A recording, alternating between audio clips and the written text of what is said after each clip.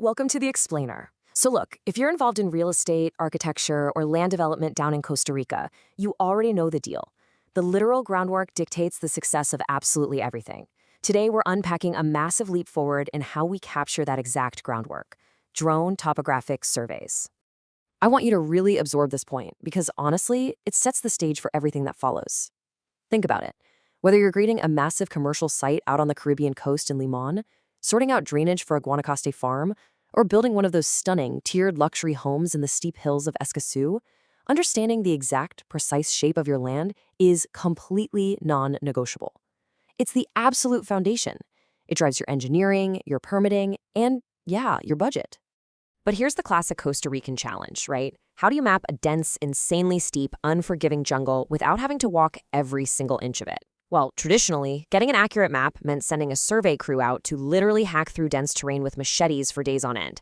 They're lugging a total station and a GPS rover, grabbing one agonizing elevation point at a time, all while trying their hardest not to step on a fair-to-land snake. It's so slow, it's expensive, and honestly, it can be pretty dangerous. But by taking the whole process to the sky, drones are the ultimate game changer for this massive pain point. Okay, let's dive right into this. Here is our roadmap for today. First, why map with drones? Second, the 5-step survey process. Third, LiDAR versus photogrammetry.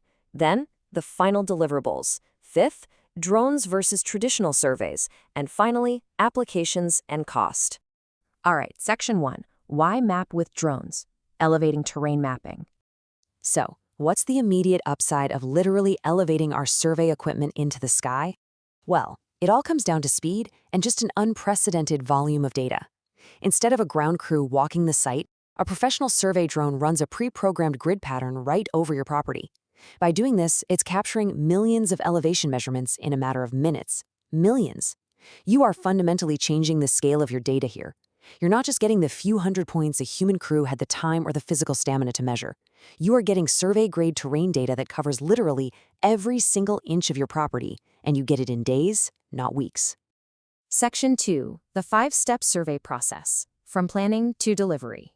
Now, let's move to and see how this builds, because you might think this is just flying a fancy camera around, right? But actually, it's a highly structured, super reliable workflow. Step 1 is pre-flight planning. This means checking Costa Rica's airspace restrictions, mapping out the flight grid, and grabbing the right sensor. Step 2 anchors all of this to reality. We place surveyed ground control points, or GCPs, across the site, using a GPS base station just to make sure the aerial data perfectly locks into real-world coordinates. Step 3 is the actual drone flight itself, which is usually knocked out in a single morning, flying at about 60 to 100 meters up. Step 4 happens back at the office. That's where heavy-duty software processes the raw data, literally separating the ground from the trees. And finally, Step 5 is deliverable production, getting those crisp, CAD-ready files right into your hands, typically within just 72 hours. Section 3, LiDAR versus photogrammetry, choosing the right tech. Costa Rica's mixed terrain means you can't just use a one-size-fits-all approach. If your land has any kind of forest or dense canopy, LiDAR is absolutely your best friend.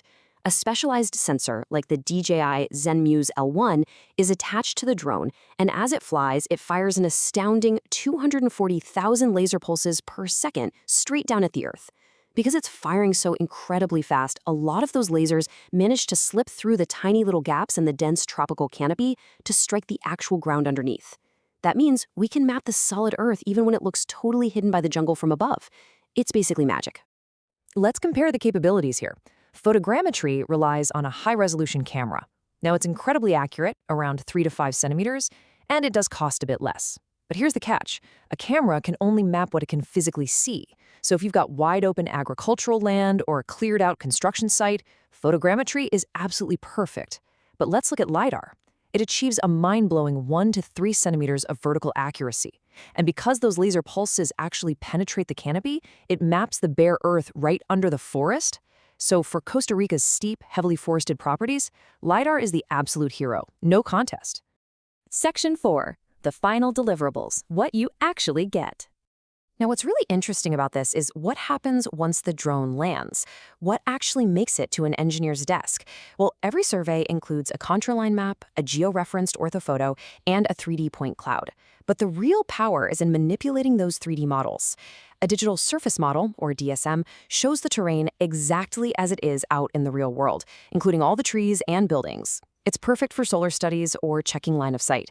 On the flip side, a digital terrain model, the DTM, digitally strips away every single tree, every bush, and every structure. It leaves you with nothing but the bare earth.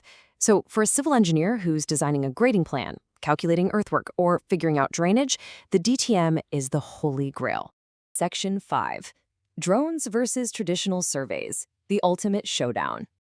If you're a developer constantly looking at your timeline and your budget, you really need to know exactly how the old way stacks up against the new way. The contrast here, say for a typical 10-hectare site, is pretty dramatic. A traditional walking survey takes 3 to 5 days of grueling fieldwork, yields maybe a few hundred data points, and it's going to cost you upwards of $2,000 to $4,000. Plus, it's super dangerous on steep terrain. But the drone survey? It takes just a single morning to fly. It pulls in millions of data points. It doesn't care at all about cliffs or ravines, and the cost is significantly lower, usually between $1,400 and $1,800. Now, just to be totally clear, for strict legal boundary work like your official Plano Cadastro, you are still going to need a licensed topografo. But for engineering-grade terrain mapping, the drone saves you thousands of dollars and weeks of time. It's a no-brainer. Section 6. Applications and Cost. Real-world ROI. So how is all this data actually being put to work across the country? Honestly, the versatility is staggering. Architects are using it to find those perfectly flat buildable areas on steep slopes. Civil engineers use it to design road alignments. Contractors rely on it to verify their cut and fill volumes during actual construction. Over in the coffee regions, it's completely driving irrigation and terrace planning. Oh, and it's practically required now for SETENA environmental impact assessments to accurately model water flow and watersheds. Plus, if you're buying raw land, this is literally the ultimate due diligence tool. You can verify if a property is actually buildable before you spend a single dime buying it. But of course, the crucial point is always the cost. And I really want to anchor this with a very specific number for you. $1,000 US. That is the baseline 2026 price for a comprehensive drone topographic survey down in Costa Rica. Let's break that down a bit so you can budget transparently. That $1,000 base price covers you for up to 5 hectares. And yes, that includes the flight, all the data processing, and all those fancy deliverables we just talked about. The DTM, the DSM, the contours, the whole shebang. If your site is larger than that, it's just $80 for every extra hectare. Now, since the drone teams are usually based in the Central Valley, you do have to factor in travel fees, which run from about $50 to $200, depending on whether you're out in Guanacaste, the Caribbean, or the South Pacific. And if your land is intensely steep or requires that advanced LiDAR sensor to punch through some really thick jungle, you can expect a 15 to 25% terrain surcharge. But really, it's incredibly straightforward. We've seen exactly how replacing machetes with drones completely transforms the speed, the data density, and the overall cost of terrain mapping. The technology is finally here to give you perfect, crystal-clear visibility on the land you're working with. So before you spend weeks and thousands of dollars sending a crew blindly into the jungle, you've got to ask yourself, can your next project really afford not to start in the sky? Thanks so much for joining me for this explainer, and I'll catch you on the next one.